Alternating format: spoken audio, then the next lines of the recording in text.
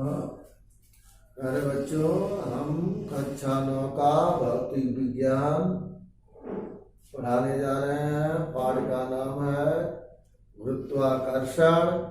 गुरुत्वाकर्षण के अंतर्गत हमने इसके पहले मुक्त रूप से गिरते हुए पिंड की गति और पृथ्वी स्तर से ऊपर फेंकने पर जो जी के मान में परिवर्तन होता है उसके बारे में बताया था कि पृथ्वी तल पर जी का मान सबसे अधिक, पृथ्वी तल के ऊपर जी का मान घटता है, पृथ्वी तल के नीचे भी जी का मान घटता है। तब जब आप एक ऊर्ध्वाधर दिशा में फेंकते हो या ऊर्ध्वाधर नीचे की ओर गिरती है, यदि पिंड को ऊर्ध्वाधर दिशा में न फेंक करके किसी कोण पर फेंका जाए जो क्षैतिज के साथ किसी कोण पर जब आप फेंकते हैं तो पृथ्वी का गुरुत्वीय त्वरण लगातार नीचे की ओर काम करता है और तो इस तरह से उसके वेग के दो घटक हो जाते हैं, एक क्षैतिज घटक, एक ऊर्ध्वाधर घटक। ऊर्ध्वाधर घटक में लगातार परिवर्तन होता है। एक स्थिति ऐसी आती है कि ऊर्ध्वाधर घटक शून्य हो जाता है मैक्सिमम ऊंचाई पर और पुनः प्रक्षेप यानी प्रेक्षित वस्तु वापस लौटनी शुरू हो जाती है और इस प्रकार उसका पथ पर वलयाकार हो जाता है। इस गति में जिसमें वस्तु फेंकी गई वस्तु का भाग पर वलयाकार होता है उसे हम प्रक्षेप गति कहते हैं, प्रोजेक्टाइल मोशन कहते हैं। अब प्यारे बच्चों, इसमें यदि हम किसी वस्तु को मुक्त रूप से छोड़ दें और उसी समय किसी वस्तु को विवेग से पृथ्वी की ओर फेंक दें तो दोनों को पृथ्वी तल तक आने में बराबर समय लगता है। मान लीजिए कोई वस्तु है जो यच ऊंचाई से पृथ्वी पर फेंकी गई है, स्वतंत्रता पूर्वक छोड़ दी जा रही है, तो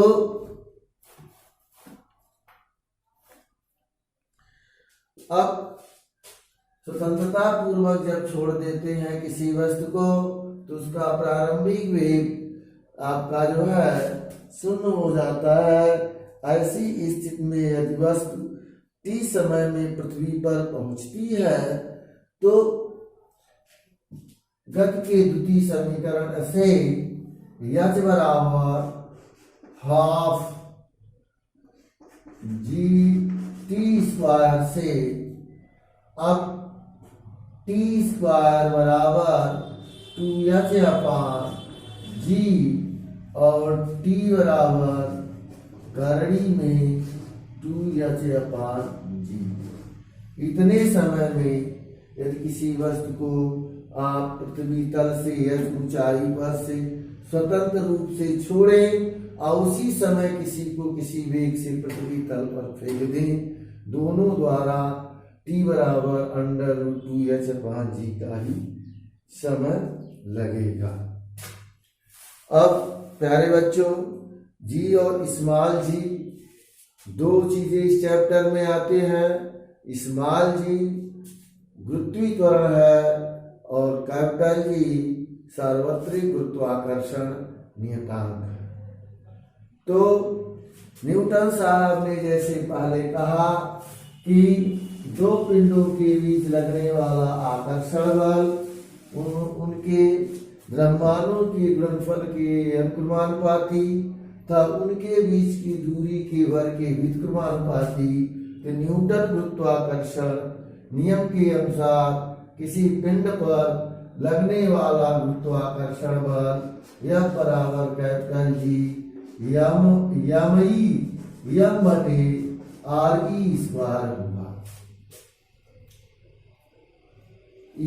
ये पृथ्वी तल पर होगा, लेकिन दो मान लीजिए पदार्थिक पिंड है तो यह बराबर होगा दो पदार्थिक पिंडों के बीच लगने वाला गुरुत्वाकर्षण बल या बराबर m1 m2 बटे r स्क्वायर, पृथ्वी ने ले तो।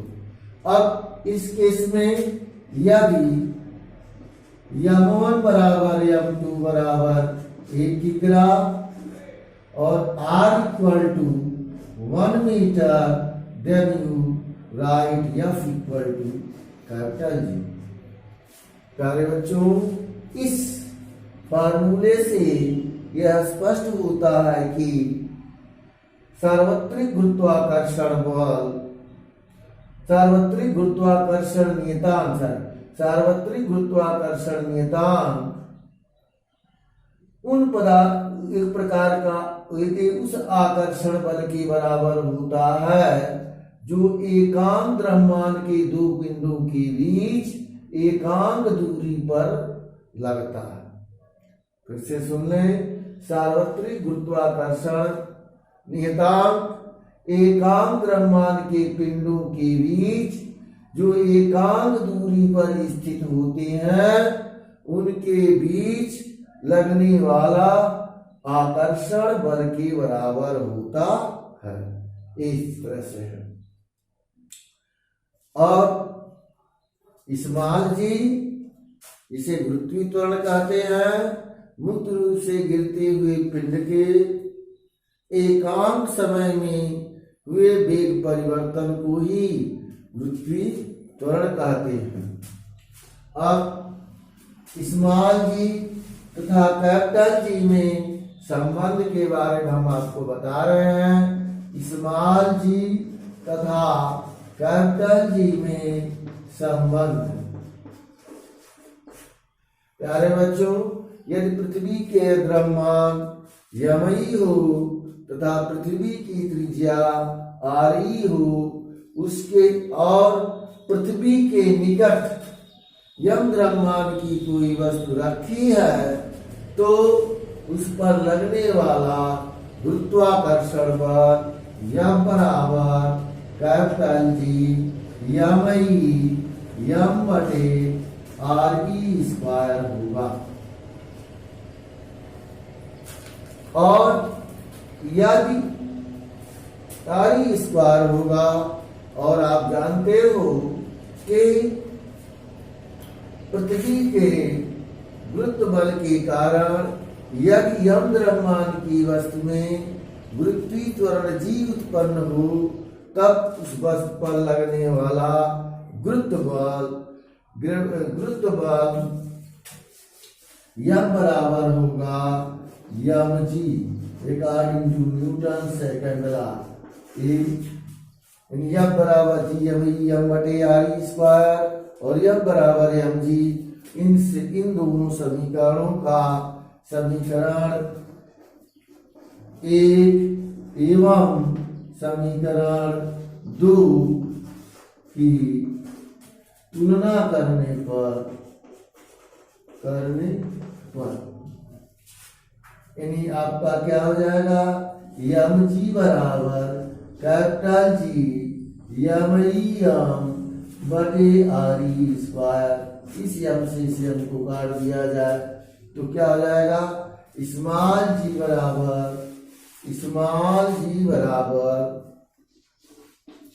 G यमई बटे RE स्क्वायर। प्यारे बच्चों, ये रिलेशन हो गया स्मॉल जी और कैपिटल जी के बीच।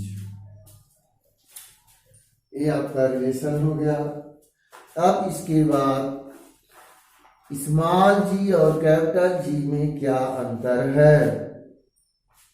What is difference between G and small g and capital जी?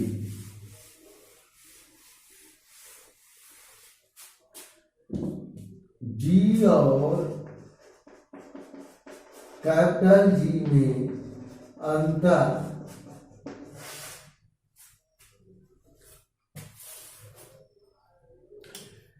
कि जी का मान स्मॉल जी का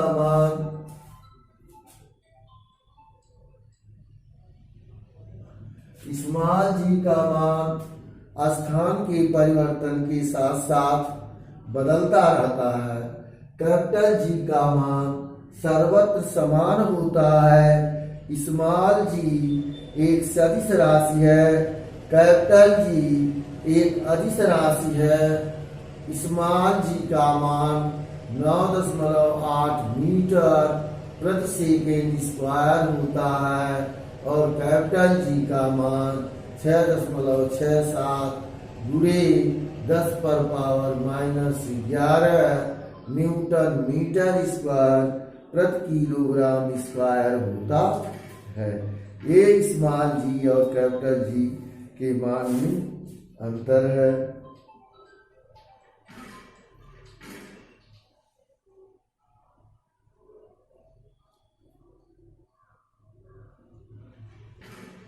के मान में अंतर है। तो मैंने बताया जी का मान स्थान परिवर्तन के साथ साथ परिवर्तित रहता है, जबकि कैपिटल जी का मान सब जगह बराबर होता है। इस तरह से कैपिटल जी और स्मॉल जी में संबंध आपको मालूम हो गया। अब आता है द्रव्यमान। वस्तु का द्रव्यमान किसे कहते हैं? द्रव्यमान, मास। प्यारे बच्चों, किसी वस्तु में उपस्थित द्रव्य की मात्रा को वस्तु का द्रव्यमान कहते हैं और इस द्रव्यमान का मात्रा किलोग्राम होता है। द्रव्यमान एक मूल राशि है। द्रव्यमान क्या है? एक मूल राशि है और इसका स्थान परिवर्तन से द्रव्यमान का मान नहीं बदलता है। अब आता है भार, वेट। भार क्या है? भार किसे कहते हैं? भार WEIGHT, भार। भार क्या है?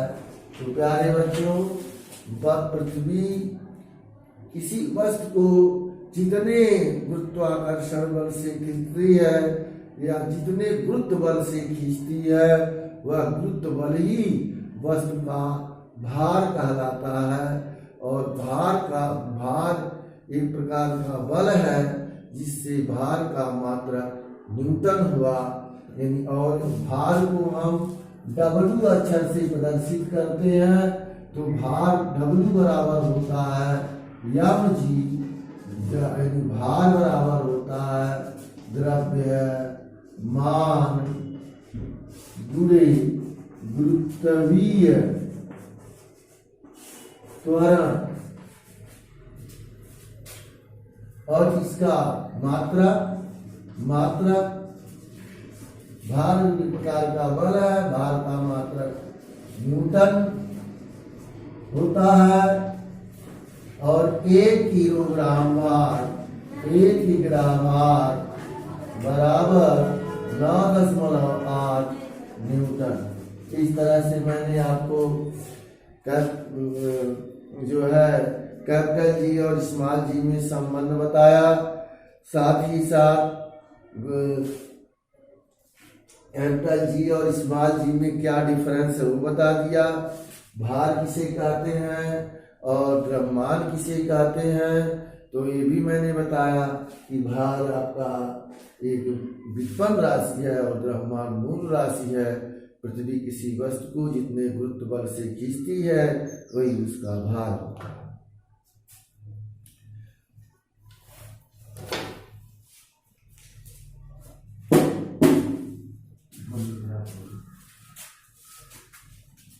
चौदह मिनट मैंने बताया, ऑन करिए, हो गया।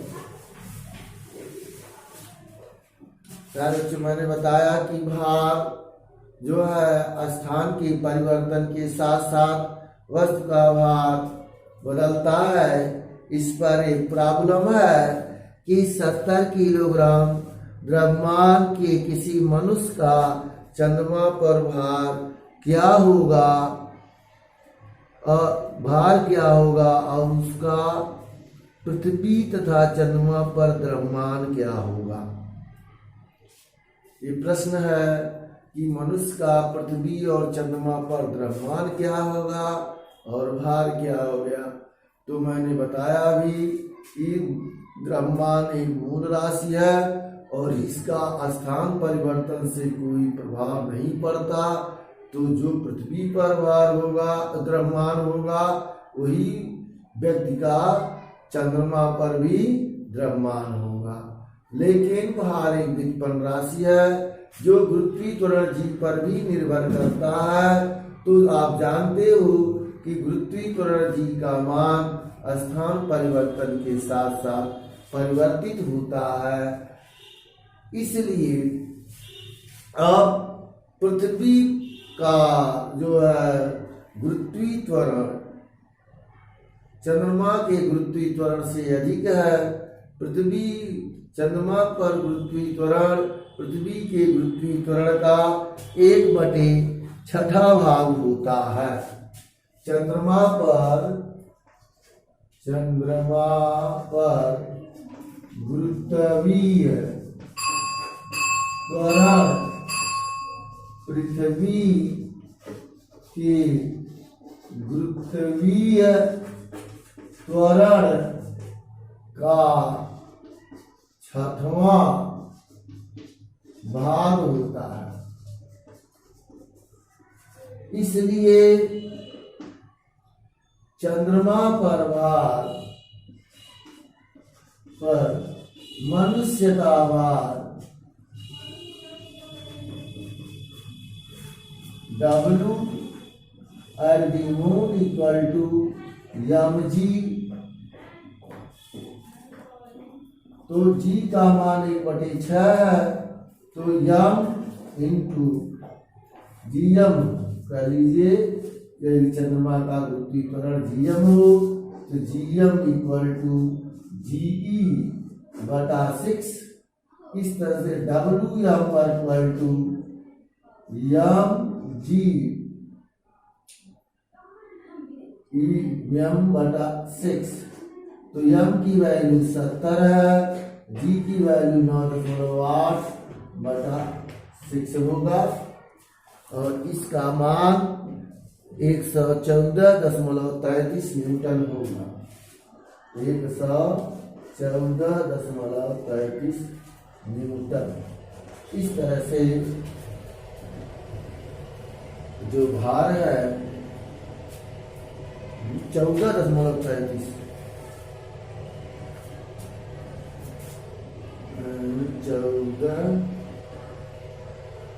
न्यूटन मान 114.33 न्यूटन भार होगा।